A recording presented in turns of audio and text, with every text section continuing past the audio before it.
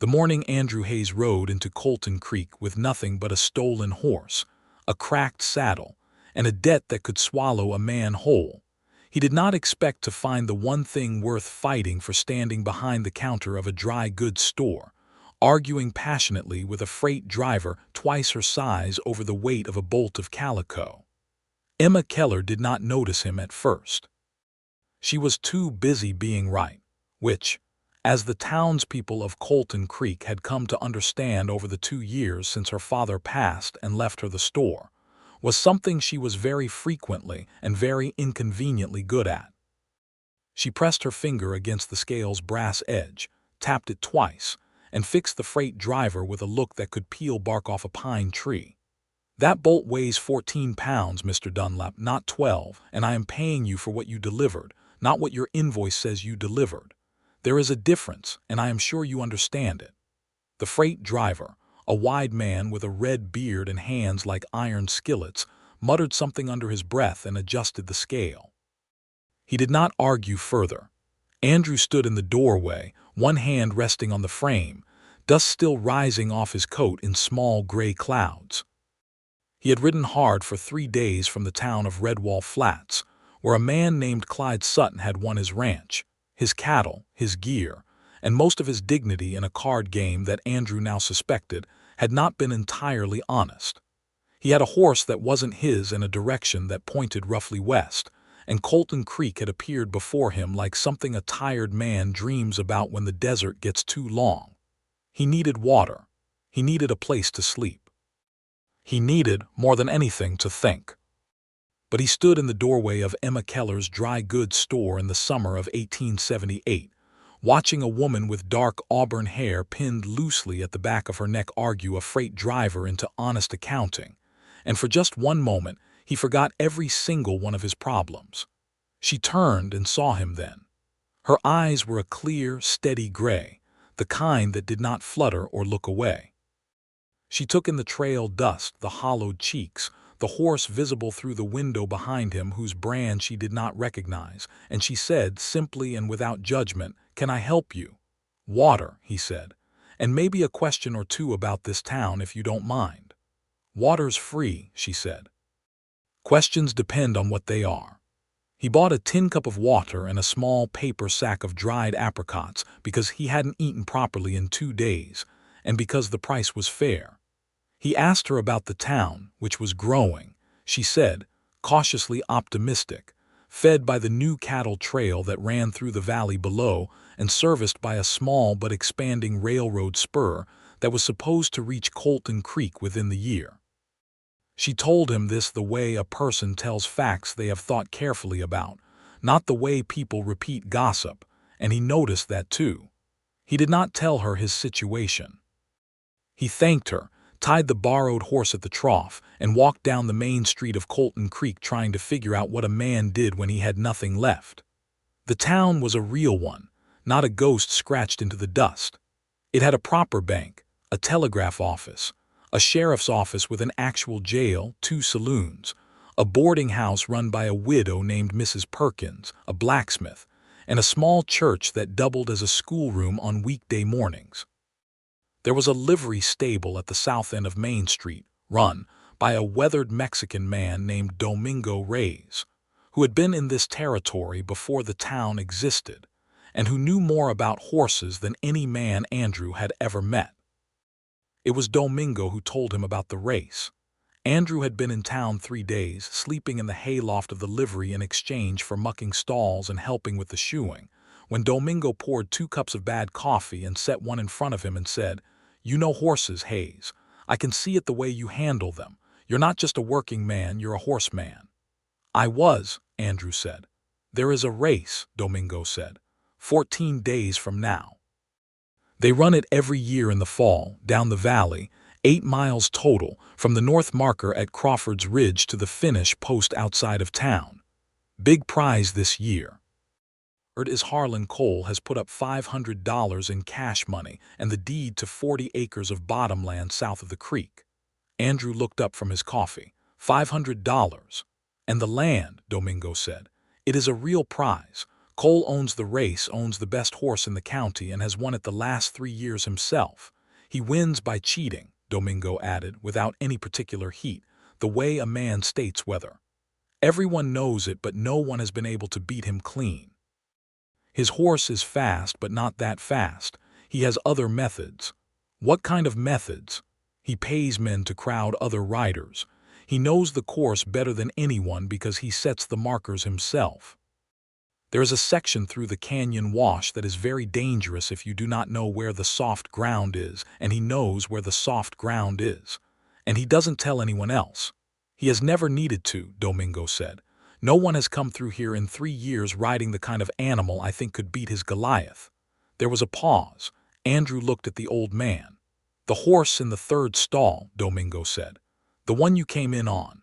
The bay with the white stocking on the right fore. That horse is not mine, Andrew said, because he had told Domingo the truth on the first night and Domingo had not thrown him out, which was its own kind of trust. I know whose horse that is, Domingo said calmly.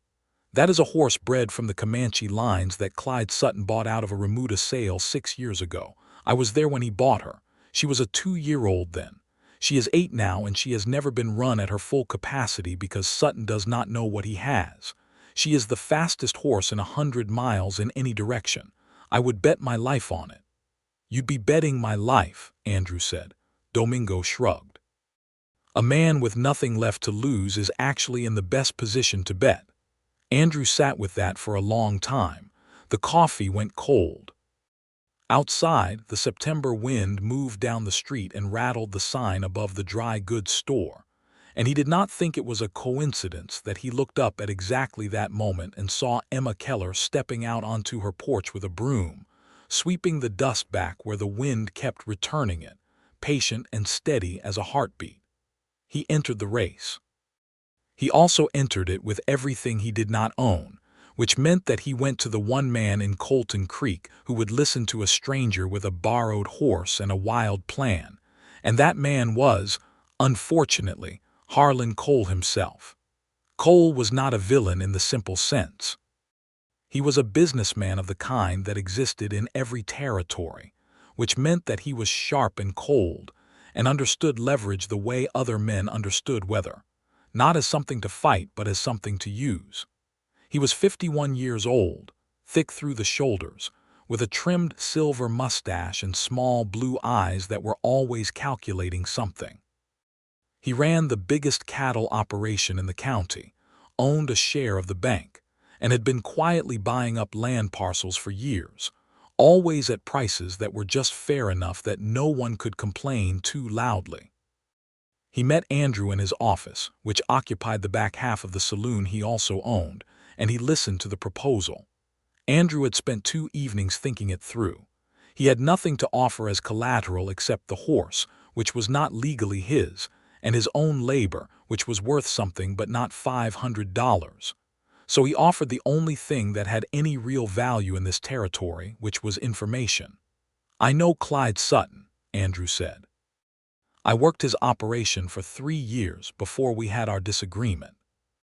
I know his cattle numbers, his land liens, his water rights disputes, and the fact that the creek boundary he filed with the territorial government in '74 is off by 40 feet, which means the fence line he built in '76 is on land that technically belongs to the Federal Survey grid and not to him. That is information a man like you could use. Cole looked at him for a long time. And in exchange, you back me in the race. Entry fee is covered. I keep the bay mare for the duration, and if I win, I keep the prize. If I lose, you have the information and you have whatever I owe you in labor, at whatever fair wage you want to set, for however long it takes to work it off. And if you lose, I also want the mare. Andrew thought about that. The mare was not his to give, but Clyde Sutton was 200 miles east and was not going to come looking for one horse when he had a ranch full of them. And the mare herself, he had come to feel, deserved better than a man who didn't know what he had. Done, Andrew said. Cole shook his hand and smiled in the way of a man who already believes he knows the outcome. What Cole did not know, and what Andrew was beginning to understand from the evenings, he spent with Domingo reading the landscape and walking the course on foot, and listening to every person in the livery and the saloon and the general area talk about the race, was that this year there was a particular energy to the thing. The town had grown. New families had come in. Men who had been pushed off their land by larger operations were watching Harlan Coal win year after year and take more ground, and they were tired of it. Not violently tired, not yet, but the kind of tired that makes a person root very hard for an outsider. Emma Keller was one of those people, though she would not have described herself that way.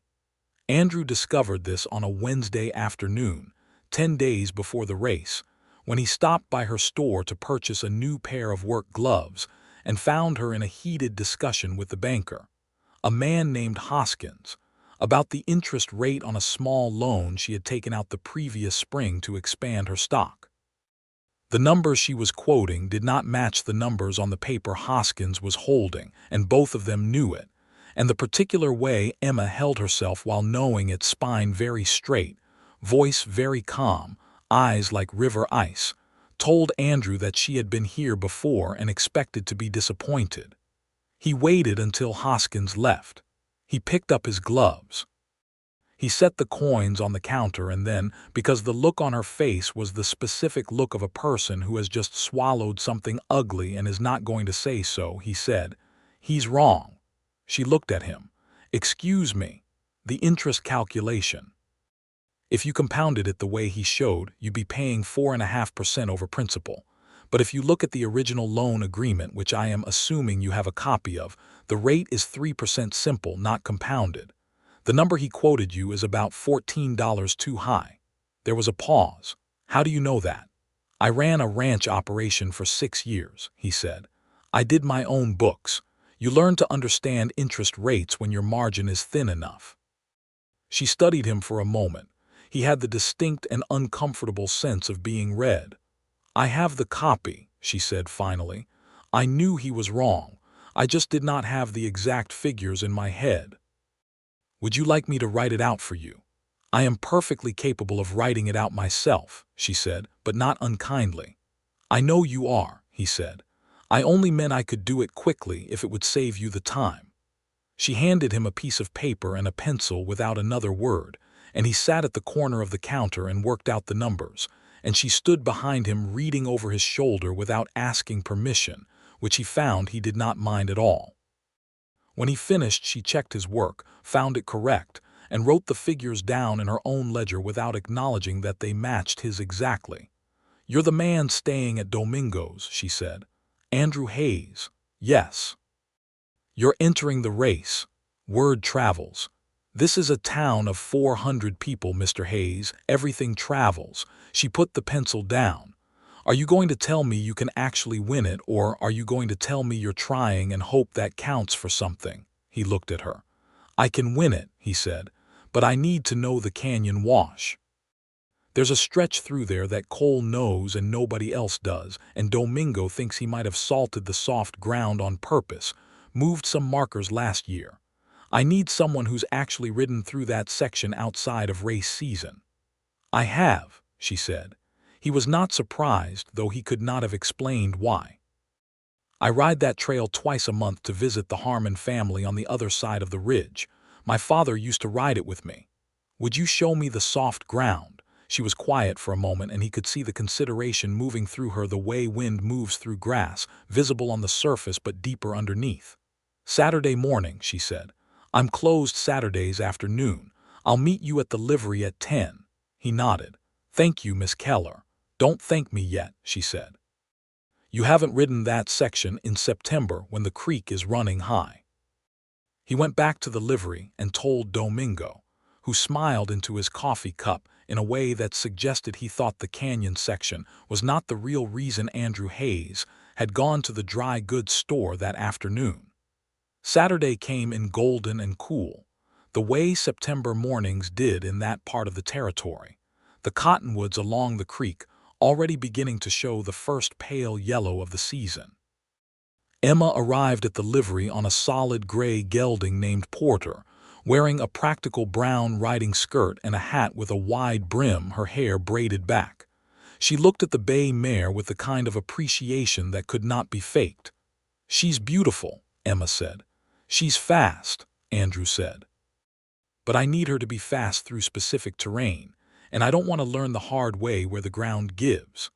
They rode out of town side by side, and the morning opened up around them, all that wide blue sky and the smell of sage and dry grass and the cool shadow coming off the ridge.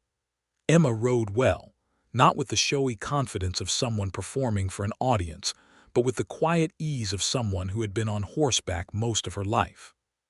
She pointed things out as they went: the place where a flash flood had cut a new channel 2 springs ago, the section of trail where the shale was loose and a horse needed to pick its footing, the cottonwood grove where the ground stayed wet for weeks after a heavy rain because the water table was close to the surface.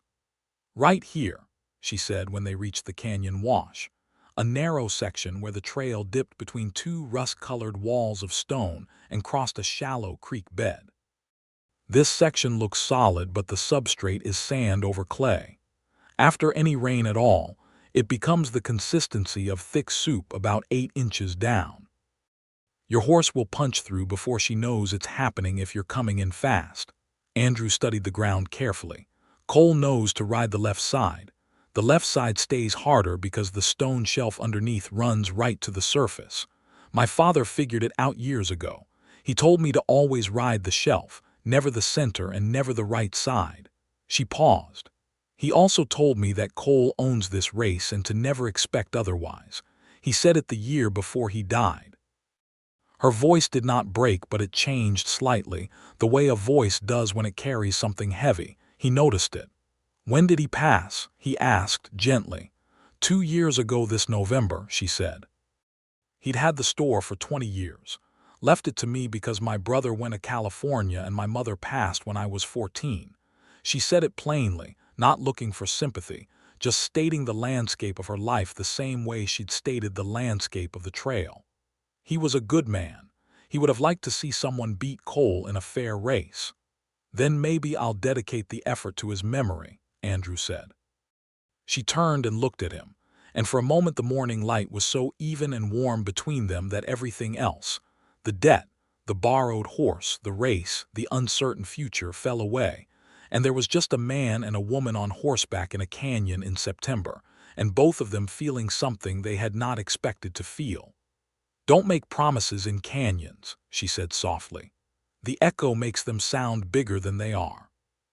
He laughed, really laughed, for the first time in longer than he could remember, and she smiled, and they rode out of the canyon and back up onto the open flat, and the morning continued, and neither of them mentioned what had happened in the space between those words, but both of them carried it home. Over the following days, Andrew trained the bay mare with a seriousness that Domingo said he had not seen in a long time. He woke before dawn and ran her in the cool of the morning, reading her stride, understanding her preferences, learning the things only a horse can tell you when you pay attention with your whole body and not just your hands. She was fast in the way that some horses are, not just in raw speed but in will, as if she genuinely enjoyed running at her full capacity and had simply been waiting for someone to ask. He named her Copper, for the color she turned in the afternoon sun, and he felt slightly foolish doing it because she wasn't his horse, but Domingo nodded approvingly and said, "Every horse needs to be called something honest." Emma came by the livery on Tuesday evening, ostensibly to check on whether Domingo had any mineral oil for her backroom shelves, which was a reasonable errand, except that she had made this particular reasonable errand 3 times in the past week. Domingo had taken to being very busy in the far corner of the stable during these visits. "She looks better than she did," Emma said, watching Andrew walk Copper out after an evening run. "She trusts me more," Andrew said. "Horses that haven't been run right are like people who haven't been listened to. They have a lot to say once you give them the space."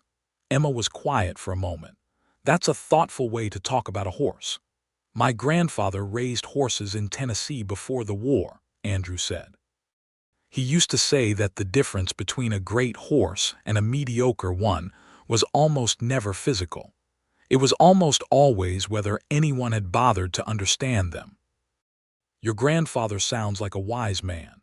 He was. He lost everything in the war and rebuilt from nothing twice, and he was one of the most content men I ever knew. He said the things that matter can't be taken. Only the things you think matter can be taken. She looked at him steadily. Is that why you're doing this, the race? He was quiet for a moment and honest enough not to give a quick, easy answer. Partly, he said. I want to rebuild what I had, a ranch, cattle, something that's mine. But I also think, he paused, I think I want to do something that matters in a place that matters, and this town matters, I can feel it. It does, she said. It matters to me. He met her eyes. I know. The evening was settling around them, the stable warm and golden, and for a moment neither of them moved. Then Emma said, I should get back, in a voice that did not quite mean it, and he said, I'll walk you, in a voice that meant it very much. They walked up Main Street in the last of the evening light, not quite close enough to touch, and he left her at the door of the dry goods store, which was also her home, the living quarters being in the back as was common for such establishments. She paused at the door and turned and looked at him in the fading light and said, You know, Mr. Hayes, I think you have a real chance. At the race, he asked. She smiled a small private smile and went inside. He stood on the street for a long time after the door closed, and the September stars came out one by one overhead, and he thought that if a man could bet everything on more than one thing at once, he might be doing exactly that. The race drew near, and the town sharpened around it the way a town does when something important is coming. There were 8 other entrants, all local men, most of whom rode decent horses but none of whom presented a serious threat to Cole except on the matter of principles, which did not win races. Cole's horse, Goliath, was a big thoroughbred cross, deep-chested and powerful, not especially elegant but brutally effective, and Cole himself rode with the practiced ease of a man who had rehearsed victory enough times that the actual event was merely ceremony. The night before the race, Andrew sat in the livery with Domingo, and they went over the course one final time. Andrew had walked it on foot twice more, riding it once in full at a controlled pace to let Copper know the terrain without showing anyone her full speed. Domingo had drawn a detailed map with the danger zones marked, and Andrew had it memorized. The key is Crawford's Ridge at the start, Domingo said. Cole always pushes hard on the first mile to establish his lead and break the spirit of the other riders. He wants you to feel beaten before the canyon. If you let him pull ahead in the first mile, do not panic. The mare has more speed in reserve than he will ever see coming. And in the canyon, ride the shelf. Do not let anyone crowd you left off the shelf. If Cole has men in the canyon, they will try to push you right into the soft ground. You must go through the canyon first or else you will have no room to pick your line. How do I get ahead of him before the canyon? Domingo smiled. That is the question. The answer is that you do not try. You let him believe he has his usual race. You ride controlled through the first 3 miles. You let the other horses wear themselves out chasing him. And then, at the 4th mile marker, where the trail bends around the juniper grove and there is a long straight run down to the canyon mouth, you let the mare run. She'll pass him on the straight. She will pass him like he is standing still, Domingo said with quiet certainty. And then you go through the canyon first, on the shelf, and you come out the other side with a lead he cannot close in 4 miles because you will still have horse left and he will be chasing. Andrew nodded. He looked at Copper in her stall, her dark eyes watching him with that particular steadiness that good horses have. What happens if something goes wrong? He asked. What if Cole's men get to me before the canyon? Then you ride smarter than them, Domingo said simply. That is all. Andrew spent some time in silence, thinking about everything that rested on the next day's riding. The $500 and the land would give him a foundation. Not everything he'd lost, but a start. A real start. He thought about Clyde Sutton and the card game and the 3 years of labor that had evaporated in one crooked evening. And he thought about his grandfather who had rebuilt twice and never stopped believing that what mattered couldn't be taken. And he thought about Emma Keller standing in the door of her store in the fading light saying things that could mean more than one thing. He went to see her that evening. He had not planned it. He was walking back from checking the course markers one last time, and his feet simply took him to the dry goods store without consulting his better judgment, which was perhaps for the best. She was still up. The lamp was burning in the front room, and she opened the door before he could knock, which meant she had either seen him coming or had been expecting him, and possibly both. "You should be sleeping," she said. "I know," he said. "I wanted to tell you something first." She stood in the doorway, her hair loose around her shoulders now, a simple gray shawl over her dress, and he thought she looked very beautiful in the lamplight and that he had probably known this for some time but had been carefully not thinking about it. "Tell me then," she said. "Whatever happens tomorrow," he said, "this town is worth fighting for. You have made me understand that.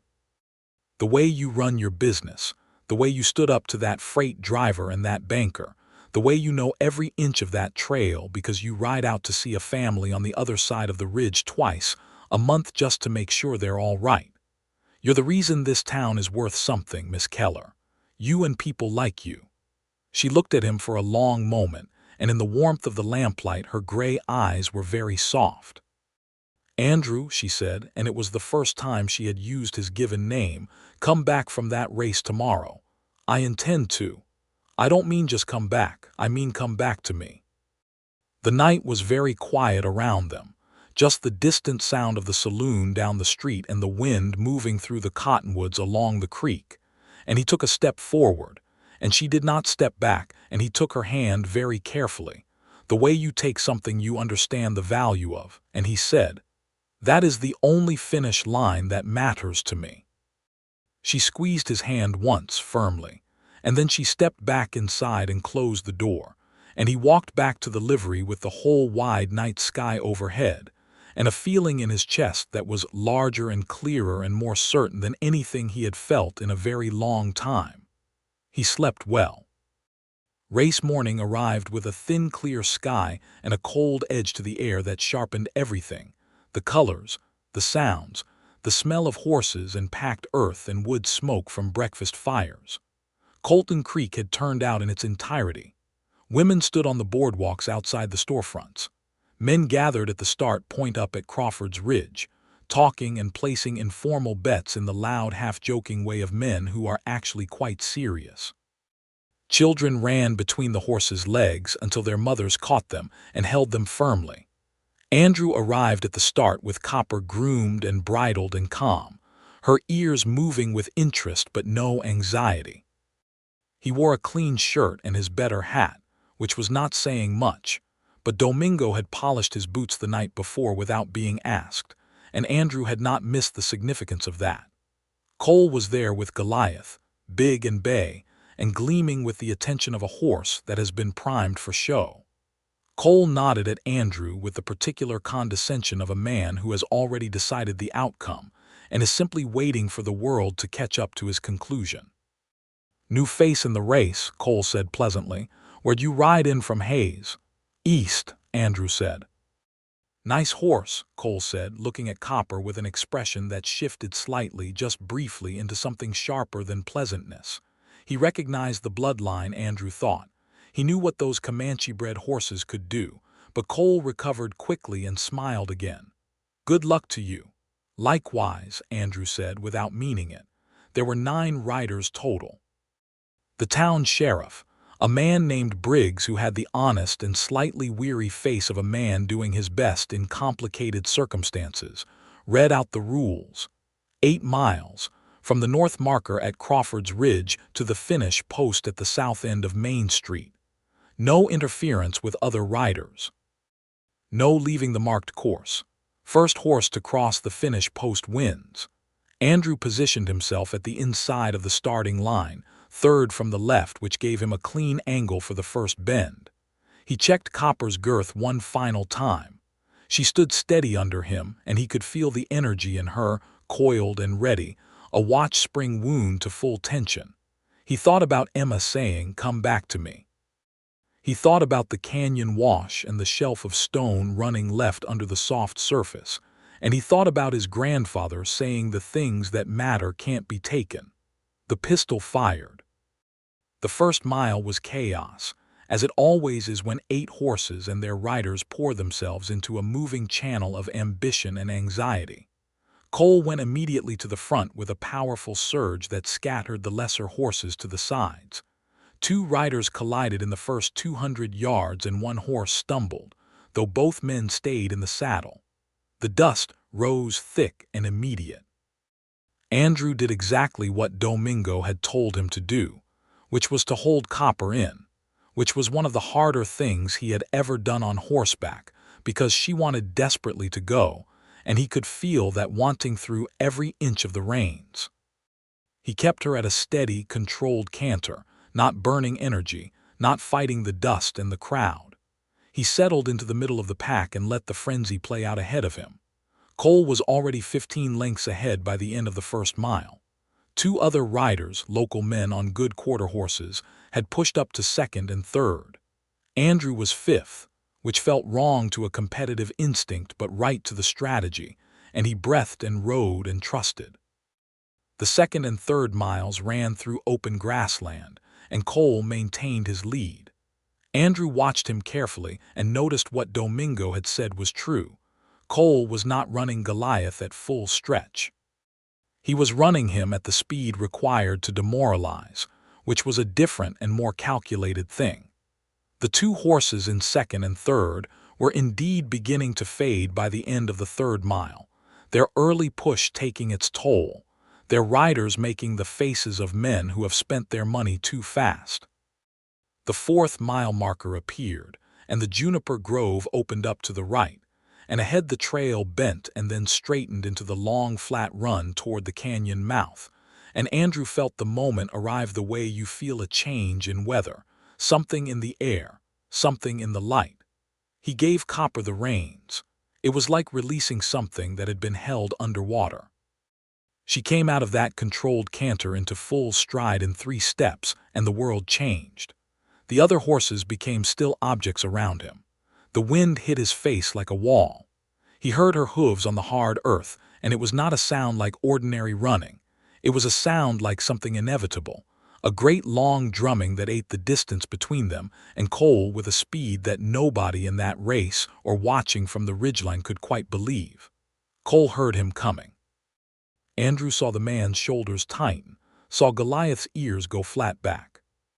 Cole pushed the big horse harder, but he had already been running for 4 miles, and Andrew's mare had been carefully preserved.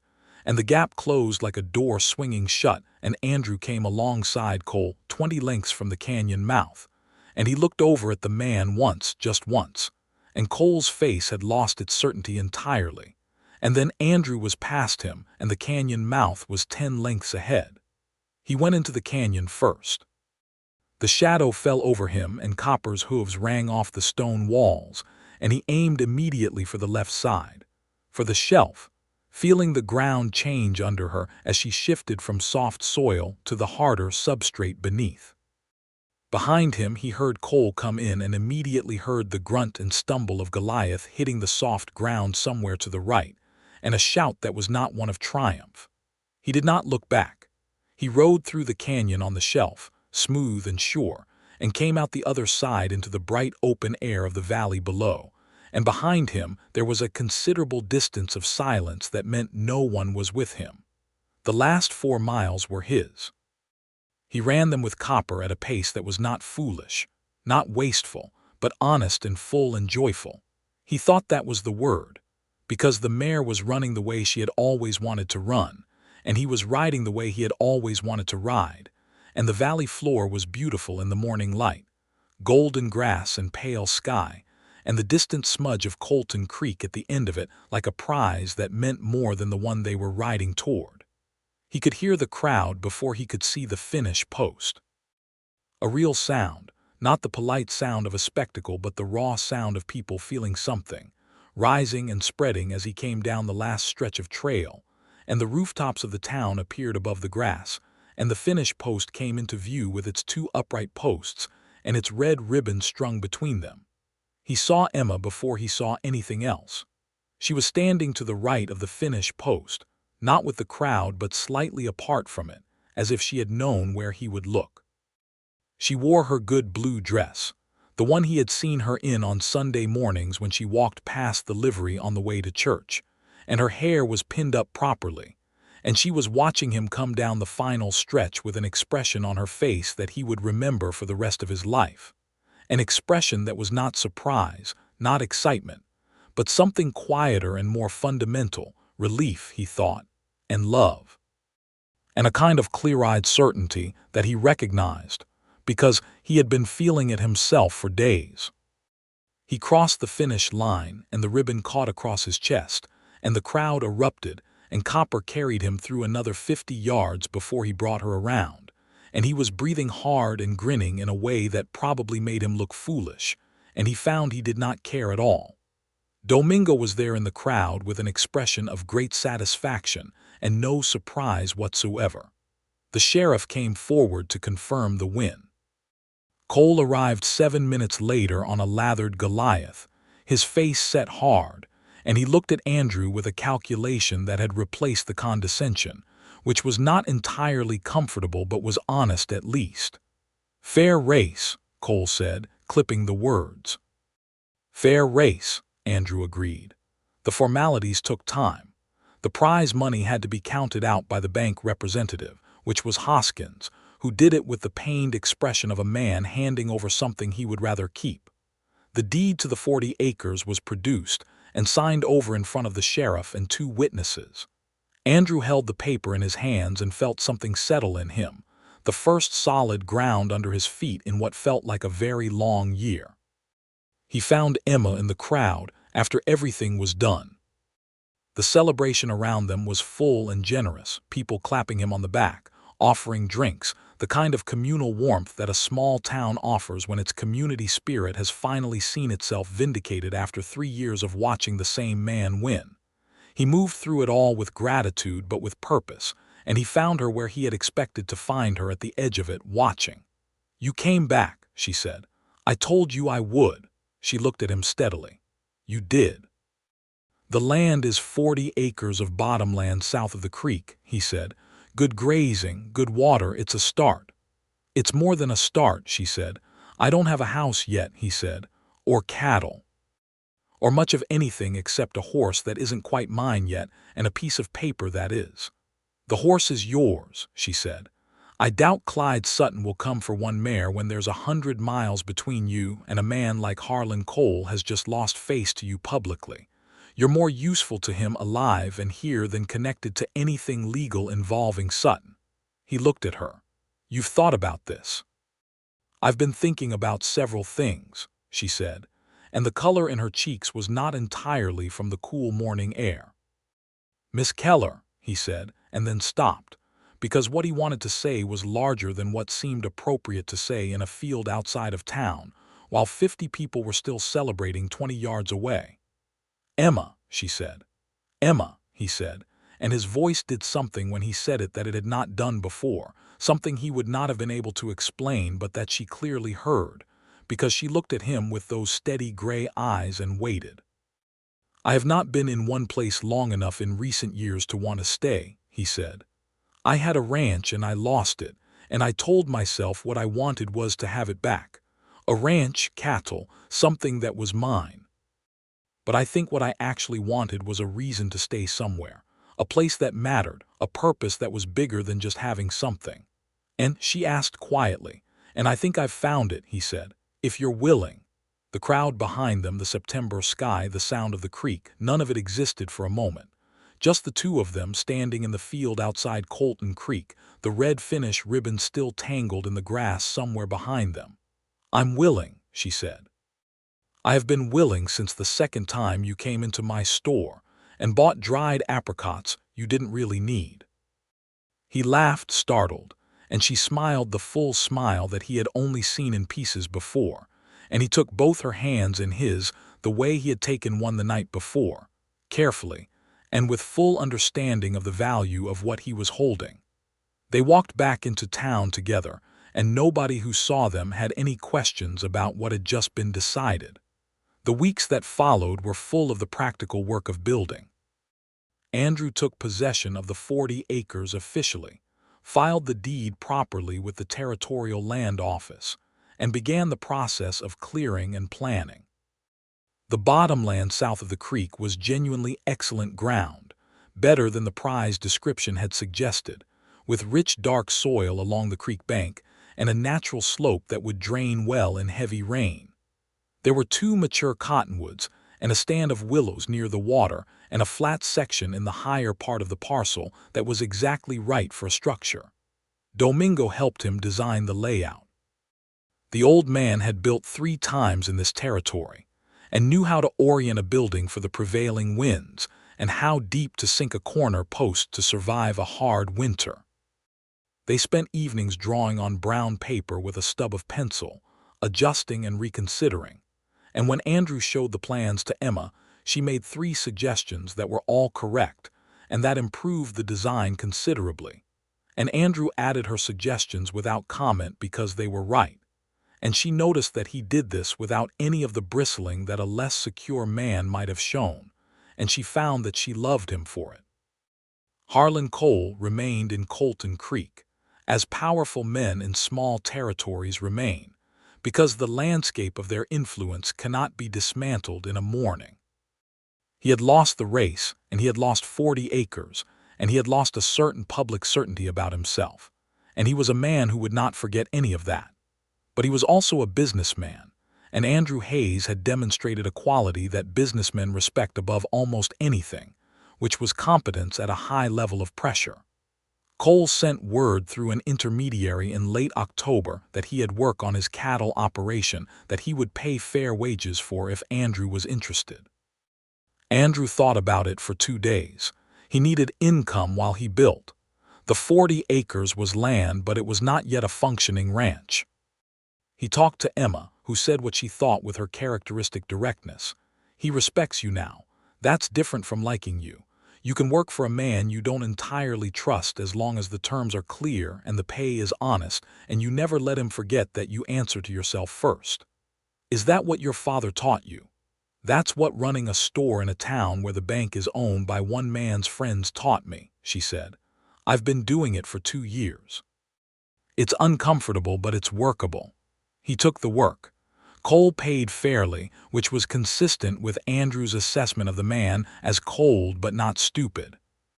Andrew rode Cole's cattle lines 3 days a week and spent the other 4 days building.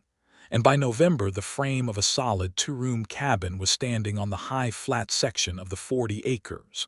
The cottonwood lumber from a mill 40 miles up the valley, and the labor his own with help from Domingo, and 2 young men from town who were glad of the work.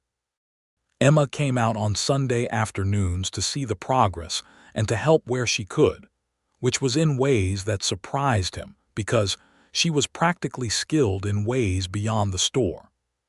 She could whittle a tight wooden peg, and she knew how to make proper chinking for the wall gaps, and she had strong, steady hands that held a board level while he hammered with a confidence that suggested she had done this before. My father and I built the back storeroom ourselves, she explained when he commented on it.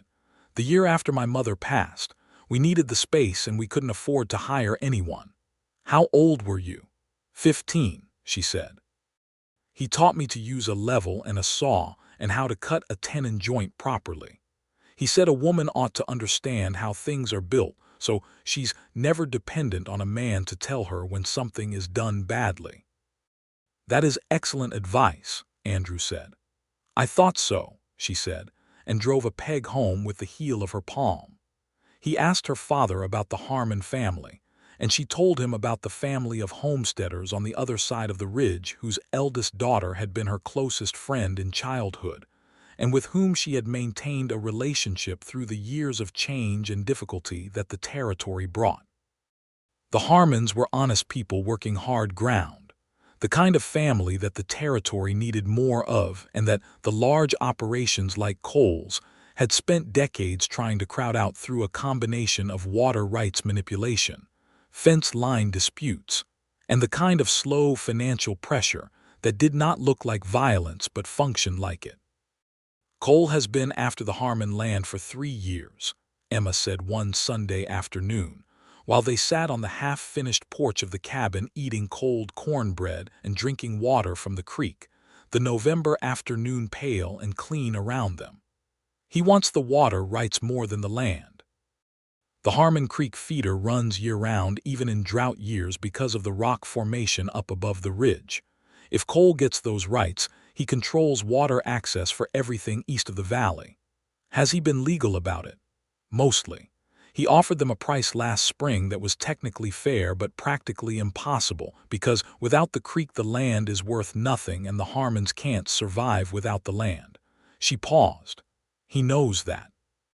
He offered them a price for land plus water rights together that was less than the land alone should have fetched, because he was buying the knowledge that they had nowhere else to go. Andrew looked at the creek running beside his own land and thought about water rights and the way power worked in territories where the law was thin and the distances were long. What are they going to do? I've been trying to help them figure out the land grant filing, Emma said. If they can establish the original homestead claim properly through the territorial government, Cole can't touch the water rights without a separate legal proceeding, and he doesn't want the visibility that would bring. She paused. I'm not a lawyer. I can only help so much. I know something about territorial land filings, Andrew said. I spent 3 years fighting Sutton's fence lines through the territorial office. I know the process and I know who to write to. She looked at him. He could see the thing in her eyes that was there every time he did something that surprised her in a good way, a small quiet warmth that she didn't always put into words but that he had learned to read like weather. The Harmons would be grateful, she said. I'd like to meet them, he said, properly. They rode out the following Saturday, Emma on Porter and Andrew on Copper, through the canyon wash where Andrew now rode the stone shelf without any thought, just the natural knowledge of good ground. The Harmon farm was small and neat, and full of the evidence of people working very hard against a ground that gave only what you earned from it. The eldest daughter, Clara, was 23 and had her mother's eyes and her father's stubbornness, and she greeted Emma with the warmth of genuine long friendship. Her parents, Thomas and Margaret Harmon, were in their late 50s, worn but unbroken, with the particular dignity of people who have chosen a hard thing freely and have not regretted it. Thomas Harmon shook Andrew's hand and studied him carefully, and then nodded as if something had been confirmed. They sat at the kitchen table, all of them, with coffee and cornbread that was better than Andrew's, and they talked for 2 hours about the land filing and what needed to be done, and what Andrew could help with.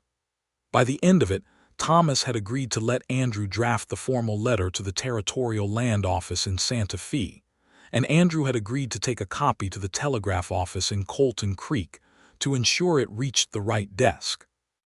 The letter was drafted over 3 evenings at the back table of the dry goods store, Emma helping refine the language, Andrew providing the technical knowledge of the filing requirements, both of them bent over the same lamp in the quiet of the evening in the way that people who are becoming essential to each other naturally fall into shared tasks. "You're good at this," she said one evening, watching him rewrite a paragraph for the 3rd time. "I'm stubborn at it," he said. "There's a difference." "Not always," she said and smiled. The letter was sent, and an acknowledgement came back within 3 weeks, which was fast for territorial business, and suggested that either Andrew's language had been compelling or the right desk had been the right desk. The Harmons' claim was entered into the formal record, and Cole's next approach, which came in December through his lawyer, was politely but firmly blocked on procedural grounds. Emma told Andrew about this on a December evening when the first real cold had come down off the mountains, and the town was buttoned up against it, the lamp in the dry goods store making a warm square of light against the blue cold dark outside.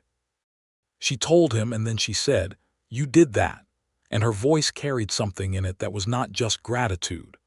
"We did that," he said. She looked at him across the table. The cornbread was between them and the coffee was hot, and outside the wind was moving down the street with the sound of coming winter, and she said, "Andrew, I think you should know that I am not a woman who needs to be taken care of.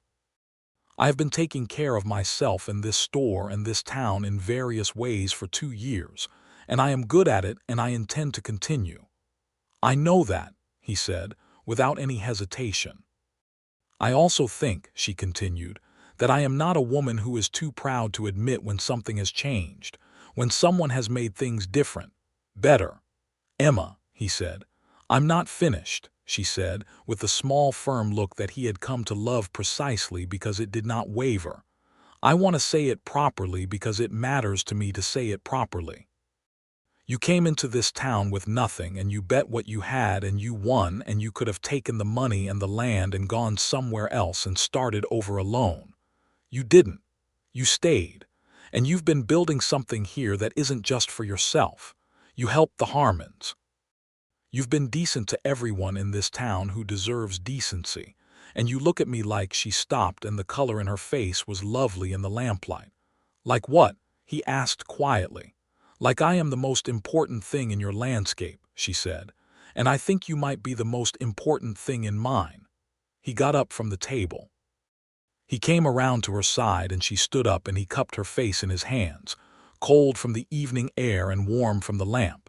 And he kissed her, and she kissed him back, and it was not a tentative or uncertain thing but a full and decided thing. The way a door swings open when someone finally turns the right key, everything aligning at once, everything that had been building for 3 months finding its proper shape. They were both somewhat breathless afterward and somewhat shining, and Emma straightened her collar with a composure that was slightly more pointed than necessary, and Andrew laughed softly and she laughed too, and he said, "I plan to ask you to marry me properly, with a ring and on one knee and everything that a thing like this deserves. But I need to say this now so you know it's coming and it's serious. I love you, Emma Keller. I have loved you since the canyon, possibly since the dried apricots, and I intend to spend the rest of my life being worth the way you look at me." She took his hand and held it and said, "I'll be here." He proposed properly at Christmas, which in Colton Creek in 1878 was a day of church services and communal meals, and the kind of warmth that small communities generate in winter when everyone is close together against the cold. He had spent 3 weeks' worth of the wages from Cole's work on a simple gold ring from a jeweler in a town 30 miles north, a small clear stone set in plain gold, nothing excessive, nothing showy, exactly the right thing for a woman who valued what was true over what was impressive.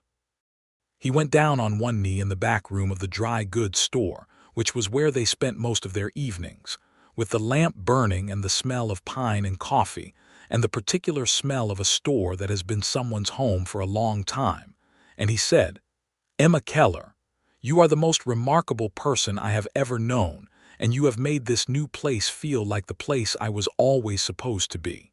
Will you marry me?"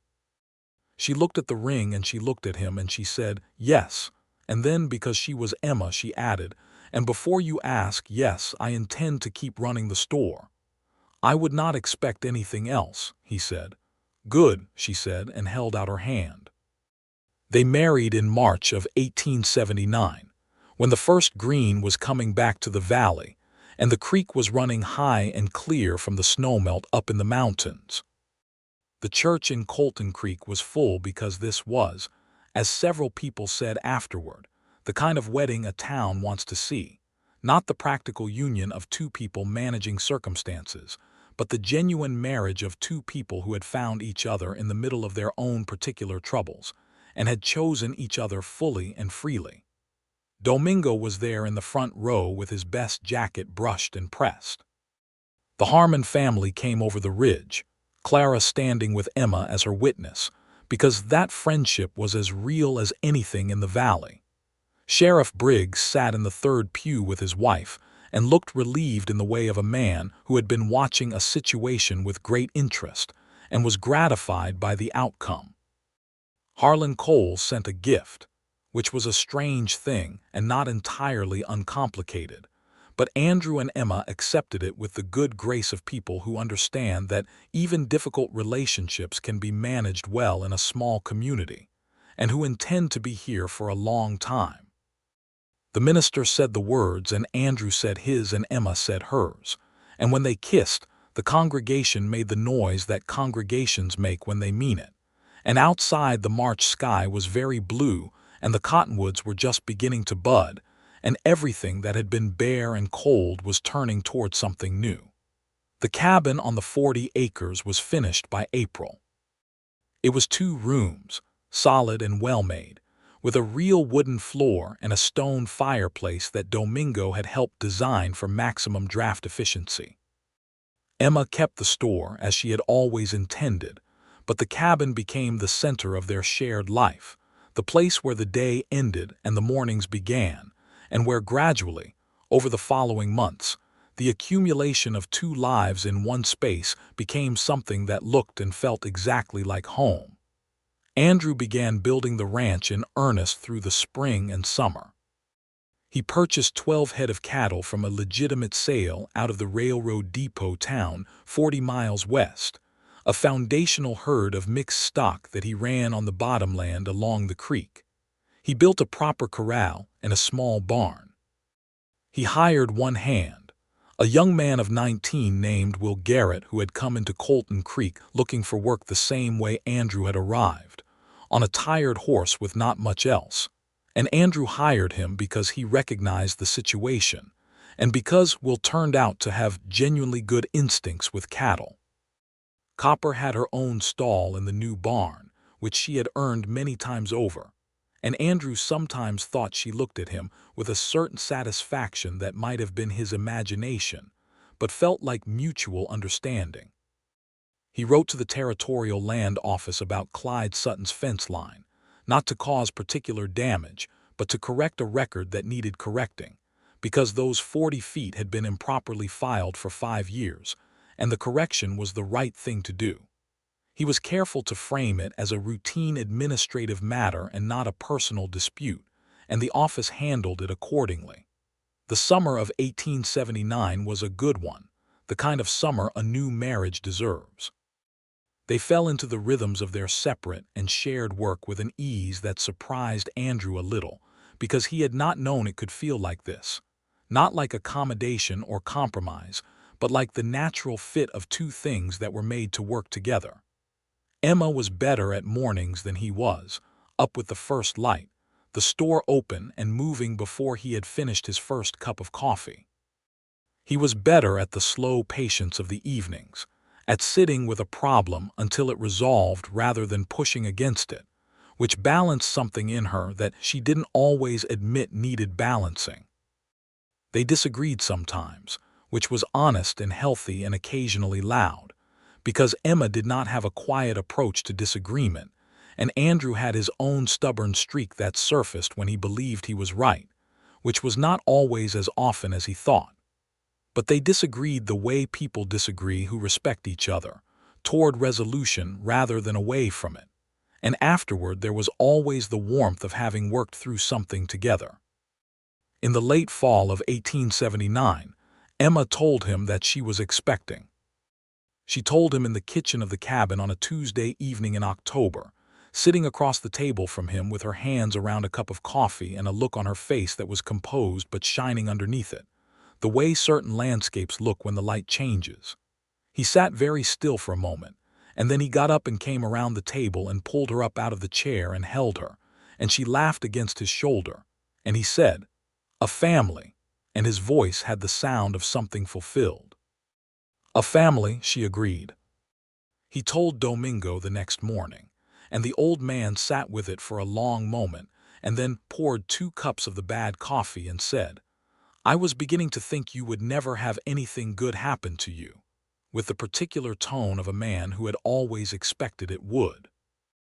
Emma told Clara Harmon, who crossed the ridge the following Saturday and stayed for 2 days, and helped Emma begin the practical preparations that women make for these occasions with a completeness and knowledge that Andrew was grateful for and slightly awed by. He built a cradle that winter, his first piece of furniture made purely for love rather than necessity, working by firelight in the evenings, while Emma read aloud from the books she kept on the shelf behind the store counter.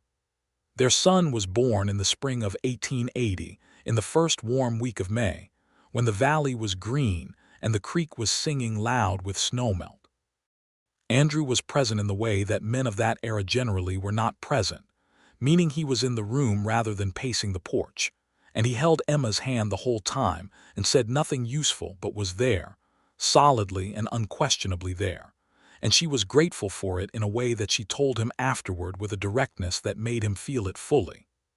They named him Daniel, for Andrew's grandfather in Tennessee who had rebuilt twice and known what mattered.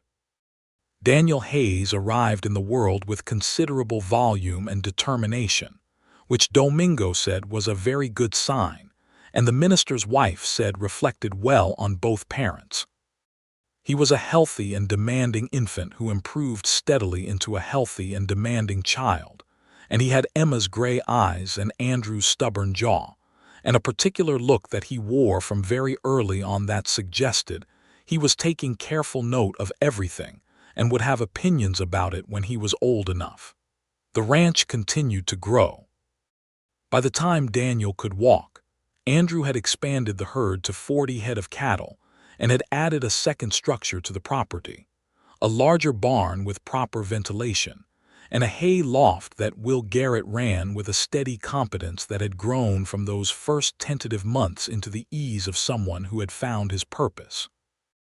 Will had also found, in the way that young people in small towns often do, a young woman in Colton Creek whose name was Ruth and who helped at the church and had, according to Emma, the good sense to appreciate a steady man when she found one, and Andrew employed both of them and was glad of it. The dry goods store continued too, as Emma had always intended. She adapted it as the town grew, adding lines of goods that the expanding population needed, maintaining the fair pricing and honest accounting that had always been its reputation, and fighting with Hoskins the banker approximately 4 times a year over interest calculations that somehow always tended in the bank's favor until Emma corrected them. She won every time because she was always right, and this had by 1881 become so well understood that Hoskins made the corrections preemptively rather than face the conversation. The railroad spur reached Colton Creek in the fall of 1880, which changed the town more than anything else could have, opening it to goods and people in a way that the wagon trails never quite managed. Emma expanded the store's storage and hired a young woman named Agnes to help with the counter 3 days a week, which freed her to manage the purchasing and accounting with the focus they required. The town grew past 500 people and then toward 800, and the character of it shifted slightly. As the character of all places shifts when they grow, some things gained and some things changing in ways that were not entirely wanted.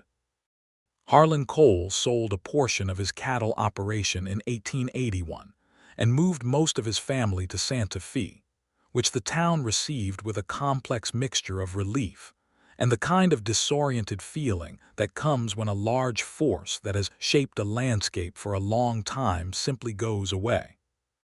His son, a young man of 25 who had his father's business instincts but none of his father's coldness, took over the remaining local interests and proved to be, as Emma said with some surprise, actually quite reasonable to deal with. The Harmon family held their land.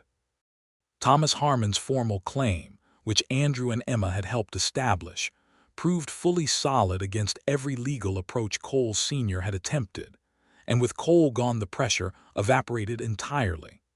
Thomas wrote Andrew a letter of gratitude that was formal and careful and meant more than it said, which was the way Thomas Harmon expressed things, and Andrew kept the letter in the tin box on the shelf where he kept the important papers. In the late spring of 1882, Emma told Andrew she was expecting again. This time she told him on the porch of the cabin in the evening, with Daniel asleep inside, and the creek audible in the distance and the last of the sunset making the valley red and gold. He was sitting on the porch steps and she sat beside him and told him, and he took her hand and they sat together in the evening quiet for a long time. "Are you happy?" she asked. "Beyond what I know how to say," he said. She leaned against him. "When you rode into town that first morning," she said, You looked like a man who had given up on something, not on life, but on the idea that life could be good again. I had, he said, mostly. And now? He looked at the valley below them, at his cattle grazing in the last light, at the barn with its lamp still burning where Will was finishing the evening work, at the land that was his, at the woman beside him who was the center of everything. Now, he said, I can't imagine what I thought I was missing. Their daughter came in November of 1882, born in the first cold of the season with the sound of wind off the mountains and the fire going hard in the hearth. They named her Frances, for Emma's mother, and she arrived with a quantity of red gold hair and the specific look of a person who has just arrived somewhere interesting and intends to investigate everything thoroughly. Daniel, who was 2.5 and had been prepared for a sibling with more or less success, stood at the edge of the room and looked at her very seriously, and then announced that she was very small, which was accurate.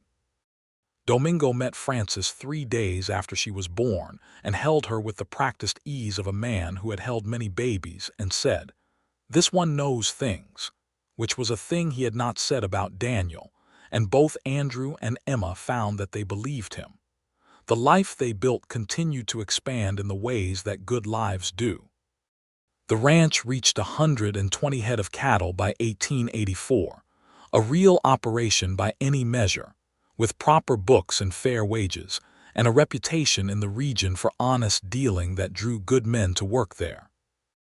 Emma's store became the anchor of the commercial center of Colton Creek in the way that good stores always do, not just by selling things, but by being a reliable and decent presence in the community, a place where people knew they would be treated fairly.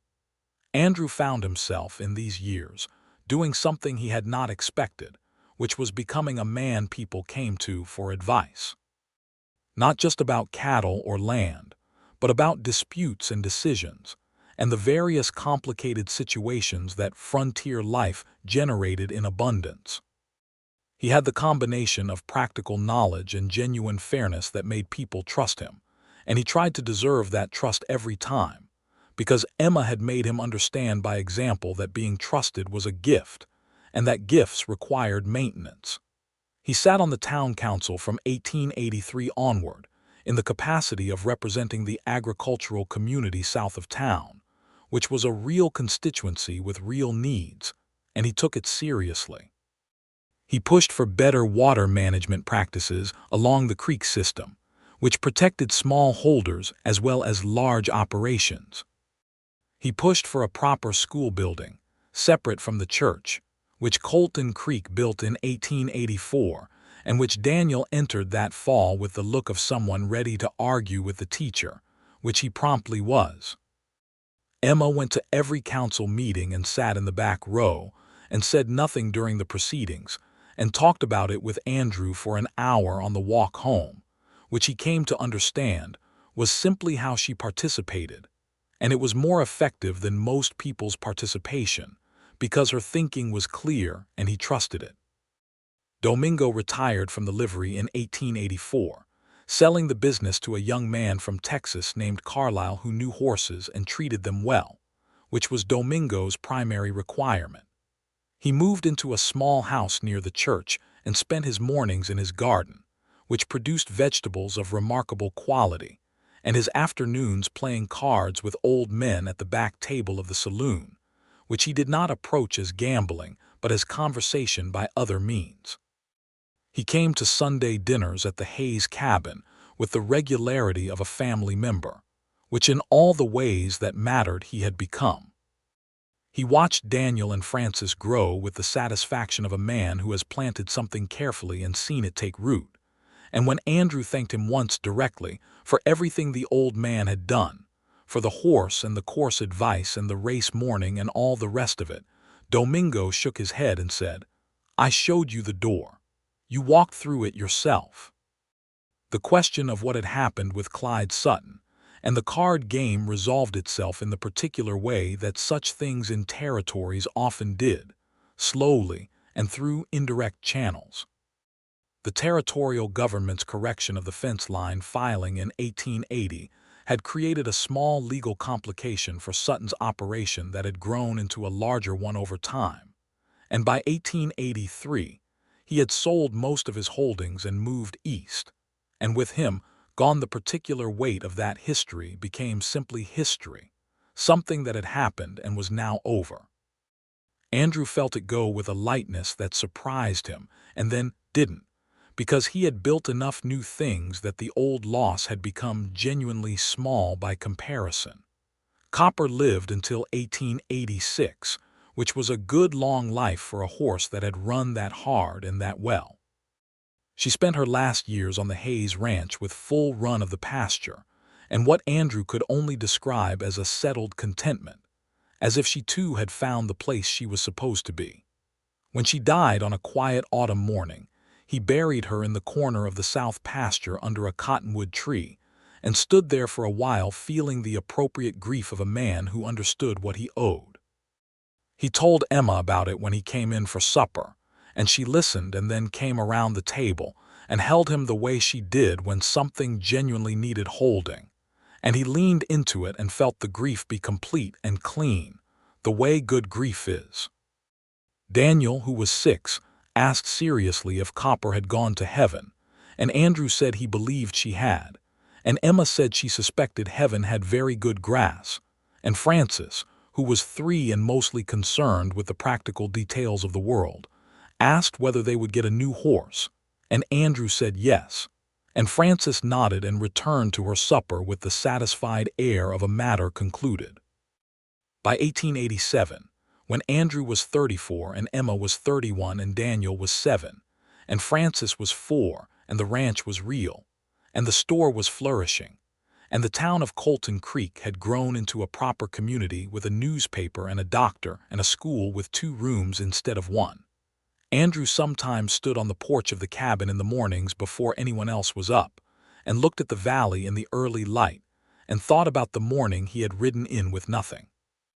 He thought about the race sometimes, not with the anxiety of the thing itself, but with the clarity that comes when you can see how one day fits into everything that followed it.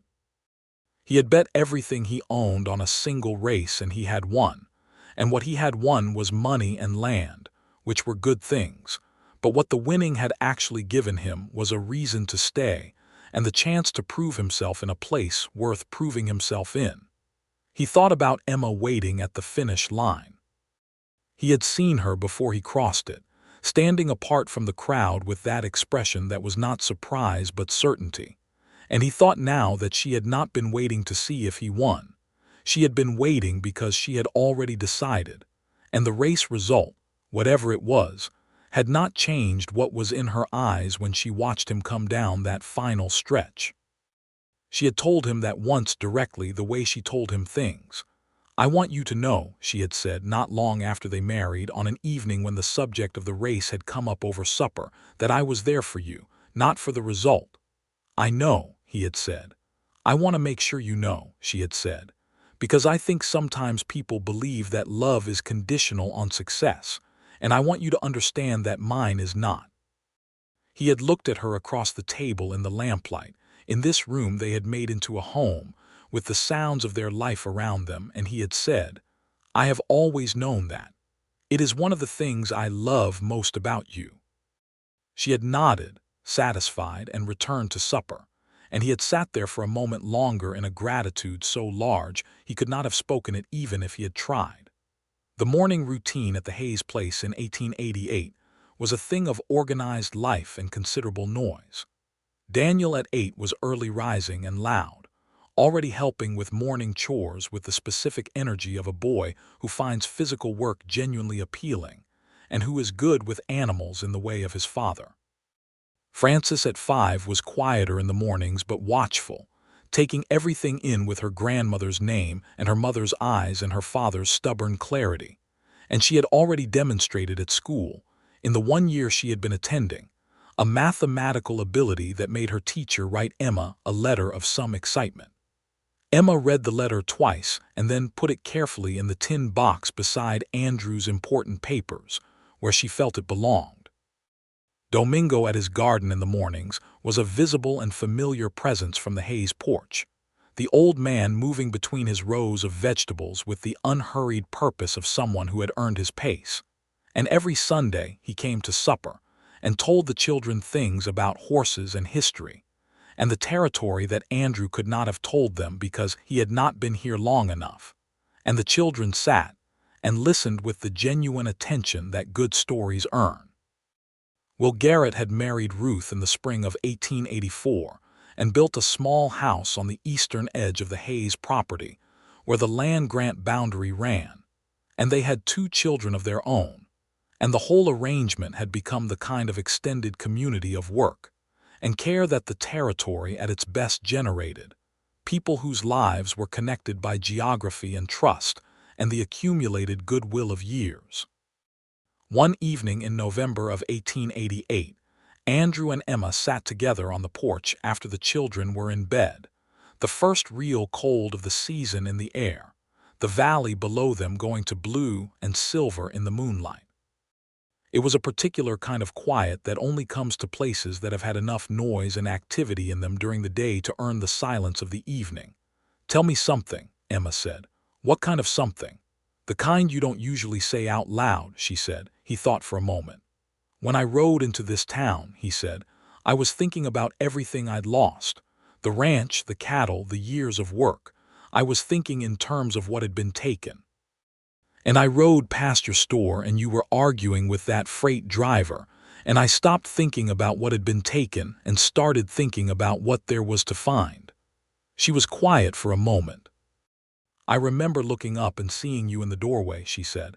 "You looked like a man who had just seen something surprise him." "You surprised me," he said. "You've been surprising me ever since." She laughed softly. "You are not difficult to surprise. You expected much less than you should have." "I know," he said. "You fixed that." She took his hand in the way she always did, full and certain, no tentativeness in it, just the simple claiming of what was hers. The moonlight was on the valley, and the cattle were dark shapes against the silver grass, and somewhere down at the creek, there was the sound of water moving over stone, the same sound it had made before anyone was here, and the same sound it would make long after. And Andrew Hayes sat on the porch of the house he had built on land he had won, and held the hand of the woman who had been waiting for him with or without the outcome of any race, and felt the specific, complete gratitude of a man who knows he is exactly where he is supposed to be. Everything that had been broken was whole. Everything that had been lost had been replaced by something better. Everything that had been uncertain had resolved into the solid and warm reality of a life well made. The ranch ran well. The store ran well. The children were healthy and loud and full of their own particular futures. The town around them was real and growing and worth the investment of a life. Domingo was right about the things that mattered. Andrew's grandfather had been right. Emma had always known, with her steady gray eyes and her unwavering certainty, and she had been right. He had bet everything on a single race and he had won, and the winnings had turned out to be so much more than money or land that the race itself, in memory, seemed almost beside the point. The real bet had been the one he had made in the lamplight of a dry goods store, in the weeks before the race began, when a man with nothing had decided that this place was worth staying for, and this woman was worth being his best self for, and had put everything he was into the effort of becoming it. That bet he had made and won every single day since, and he intended to keep winning it for the rest of his life. The November night settled around the porch, and the stars came out over the valley, and Emma leaned against him, and he put his arm around her, and they stayed there together in the cold and the dark, perfectly warm, perfectly certain. Two people who had found each other in the middle of the wide and difficult world and had held on with both hands. Inside, Daniel and Francis slept in the good sleep of children who are safe and known and loved, and the fire in the hearth sent a thin line of smoke up into the winter sky, and the creek ran on in the dark below the cottonwoods, and the land was theirs, and the life was full, and the story that had begun with a man riding into a town on a borrowed horse, and a woman arguing with a freight driver about the weight of calico had arrived, through all the miles and seasons between, at exactly where it was always going to go.